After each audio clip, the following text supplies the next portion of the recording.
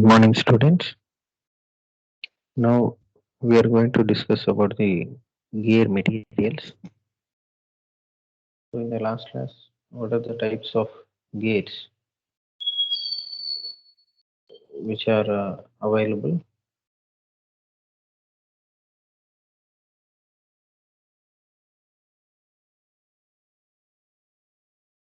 and what are the terminology used in the gearings? So, with that, the types of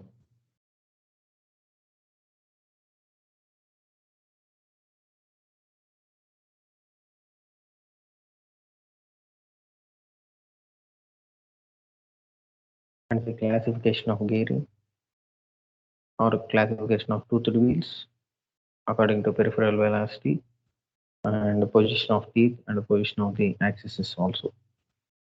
Now we are going for what are the materials which are used for the making the or manufacturing the gears. The material used for manufacturing the gears is depending on the strength and the service condition. That means how much of strength is to be needed and where these gears are to be applicational. That is, so it has to be of noise free or wear free. So like that, the gears is to be manufactured. Basically, these materials or the gear materials are metallic and non-metallic materials, and whatever the teeth, gear teeth are to be commercially obtainable in the cast iron and the steel and the bronze. And non-metallic materials, metallic means cast iron, steel, bronze. Non-metallic means wood, rawhide, compressed paper, synthetic resins like nylon or used for the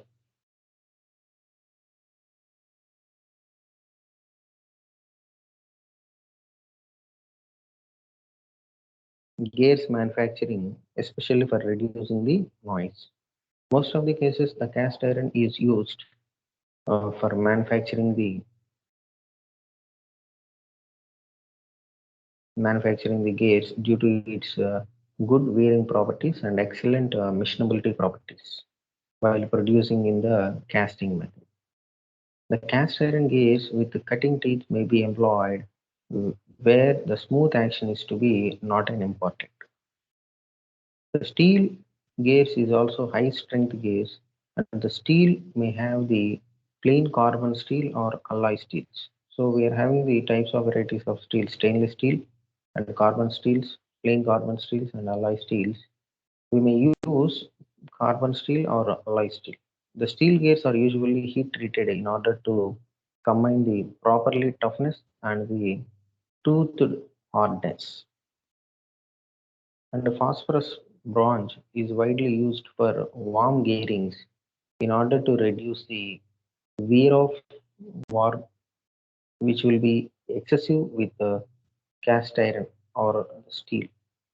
So these are the three varieties. One is cast iron, stainless steel, and bronze. So strength-wise, steel will be used. The particularly carbon steels and alloy steels will be used for wearing in order to avoid or in order to reduce the wearing. We may use bronze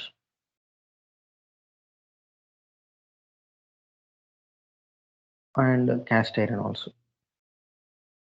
Then what is the next one?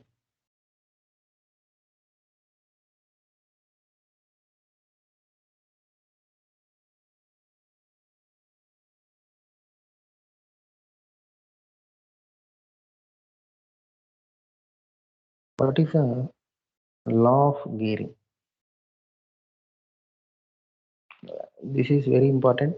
Here we are finding the here we are finding the constant velocity ratio.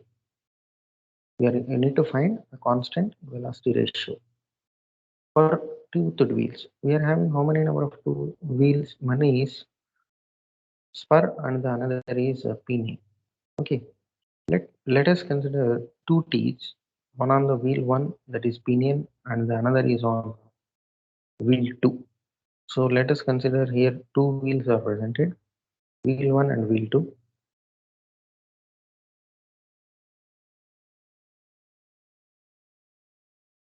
Let the two teeth come in contact at the point Q. These two teeth are contacted at the point Q, and the wheels rotating in the direction as my like. That is obviously we can say one is rotating with anti-clockwise and the another one is the clockwise. Let us TT be the common tangent and MN be the common normals to the curves where the point of contact at the two wheels, that is Q point. And from the centers O1 and O2, you just draw a O1M and O2N, which is perpendicular to MN. At the point Q moves in the direction QC, it means Q to C, when the consideration as the point on the wheel 1, and in the direction QD, which is considered as a point on the wheel 2. So QC means wheel 1, QD means wheel 2. Let V1 and V2 with the velocities of the point Q on the wheels 1 and 2. What we are finding? Constant velocity ratio or velocity ratio we need to find. So for that, V1 and V2 with the velocities at the point Q of the wheels 1 and 2. If the tooths are in the remain in contact, then the compound of those velocities among the wheels, which are normal to the MN, must be equal. So from the diagram, students, you just observe from the diagram, we can see there is a relation that the common normal Mn must be equal.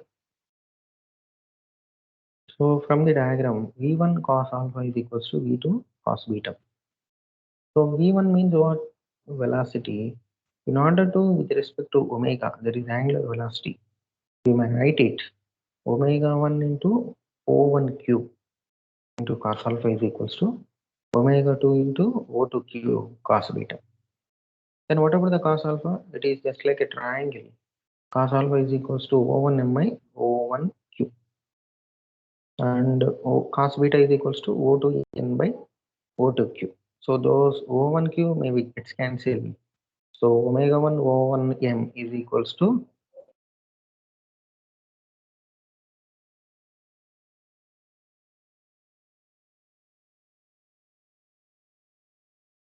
omega 1 O1m is equals to omega 2 into O2n. So omega 1 by omega 2 is equals to O2n by O1m. And also from the similar triangles O1MP and O2NP. So those two are similar triangles. O2n by O1m is equals to O2p by O1p. So with that, we may write commonly from the equation 1 and 2, that is the above equations. Omega 1 is equals omega 1 by omega 2 is equals to O2n by O1m, which is equals to O2p by O1p. That is the velocity ratio. Suppose the angular velocity ratio is inversely proportional to the ratio of the distance between the point P from the center O1 and O2. So therefore, in order to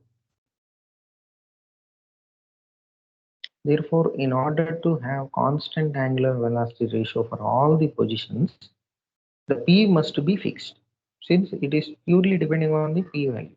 Okay, that is called, what is the pitch point for the two wheels. So the common normal at any point of contact between the pair of teeth must always passes through the pitch point. That is called it as a fundamental condition for law of gearing. That is the condition for law of gearing. We may expect the 2 marks question for law of gearing. What is meant by law of gearing? So for constant velocity ratio for all the positions of wheels, the point P must be the fixed point for the two wheels, or otherwise the common normal at the point of contact. At the point of contact, the common normal must be passes through the pitch point. This fundamental condition is known as a law of gearing. Okay, then next one.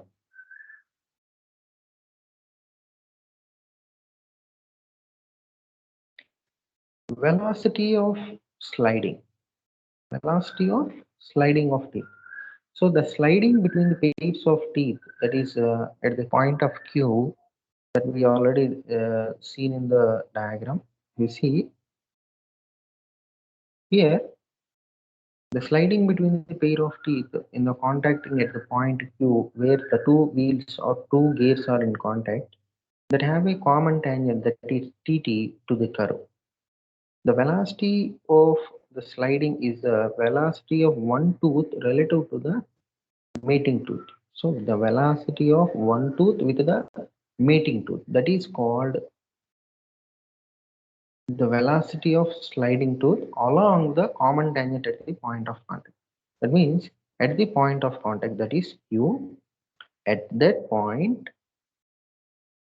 during the common tangent, the velocity of one gear is pushes the mating gear. So at that time, the velocity of the tooth is called the velocity of the sliding tooth. Okay.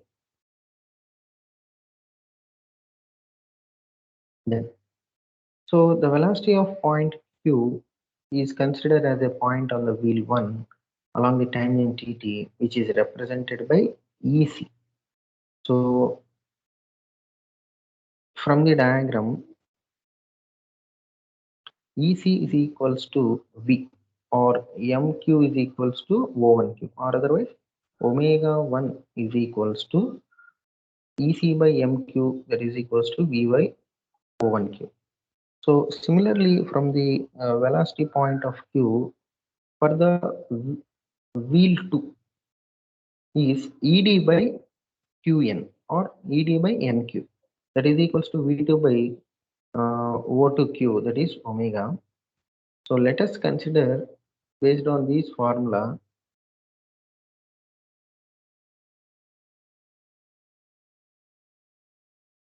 so let us consider velocity of the sliding at Q, that is Vs. So Vs is equals to Ed minus Ec, that is equals to omega 2 Qn minus omega 1 Qm. So Qn, we may write it as Qp plus Pn, and Mq is known it as Mp minus PQ. So like that, after framing all these,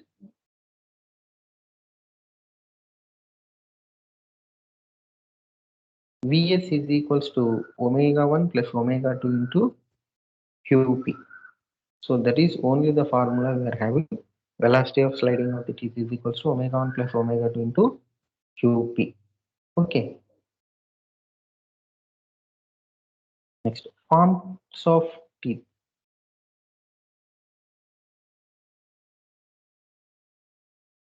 What are the forms of teeth? So we know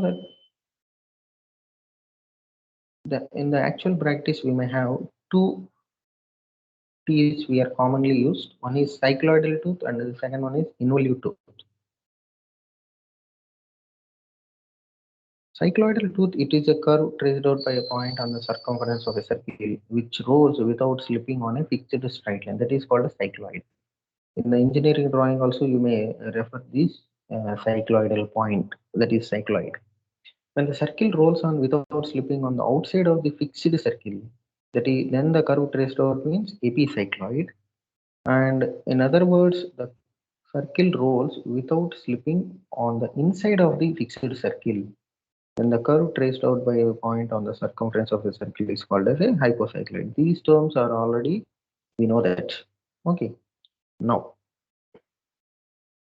if you see in the diagrams, the first diagram will be the fixed line or the fixed pitched line is called a rack.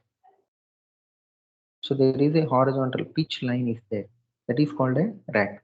When a circle C is rolls without slipping above the pitch line in the direction, then the P point on the circle traces the epicycloid PA.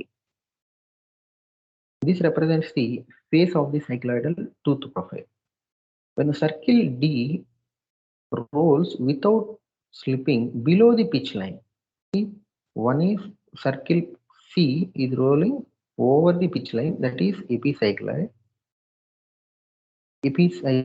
or that is called epicycloid path, that is PA, that we may note it as face of the cycloidal tooth.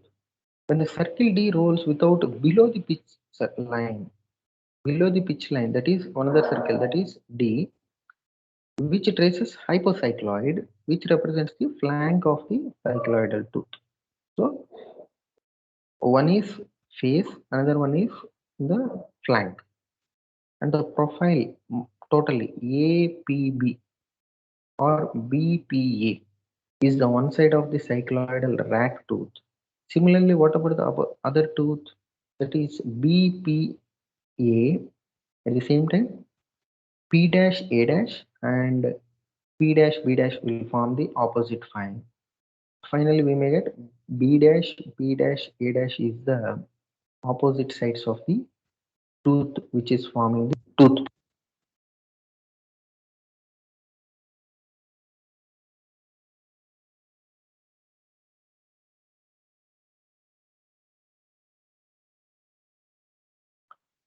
In a similar way, the cycloidal teeth of the gear can be obtained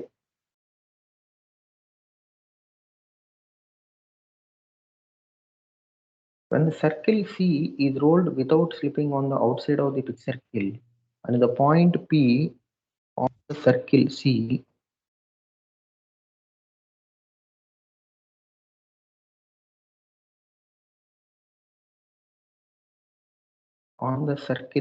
which traces the epicycloidal PA, which represents the face of the cycloidal tooth, and the circle D is rolling on the inside of the pitch circle, and the point P on the circle D will traces the hypocycloid. And the construction of two mating cylindrical teeth, which are shown in the third diagram, a point on the circle D flank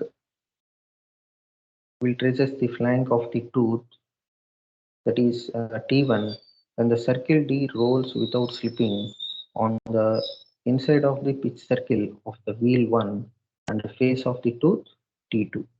When the circle D rolls without slipping on the outside of the pitch circle of the wheel 2,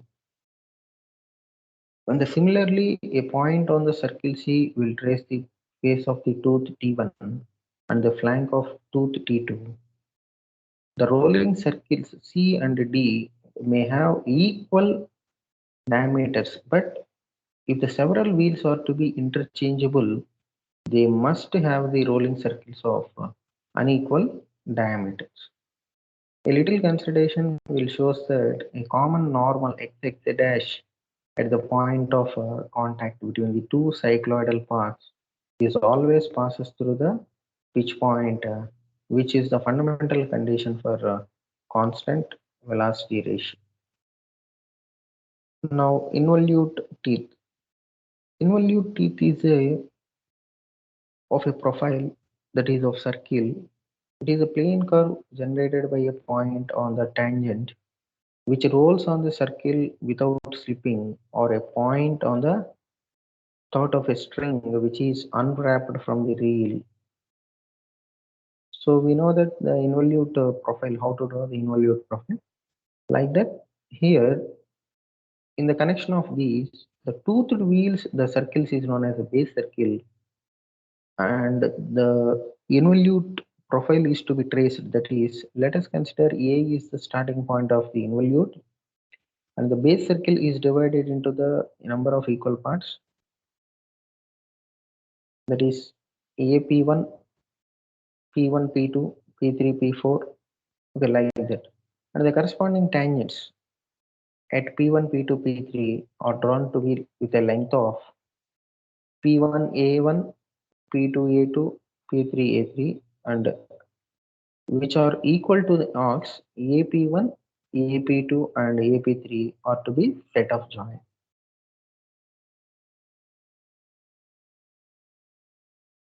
So at any instant, the tangent A3T to the involute is perpendicular to A3, P3, and P3, A3 is the normal to the involute.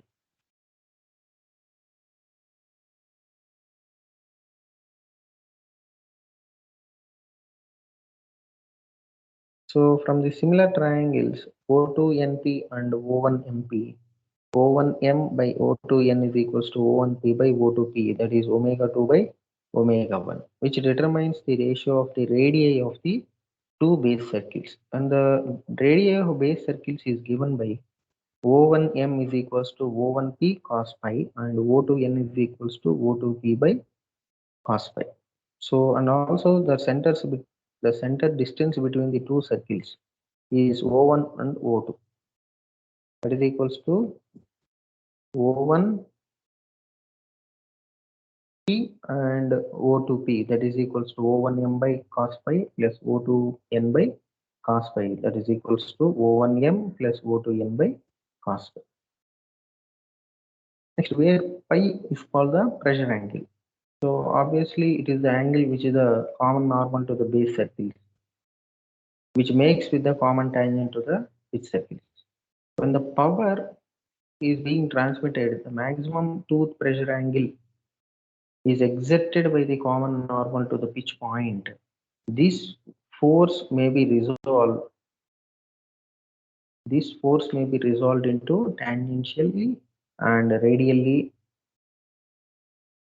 So these components which are along and right angle to the common tangents.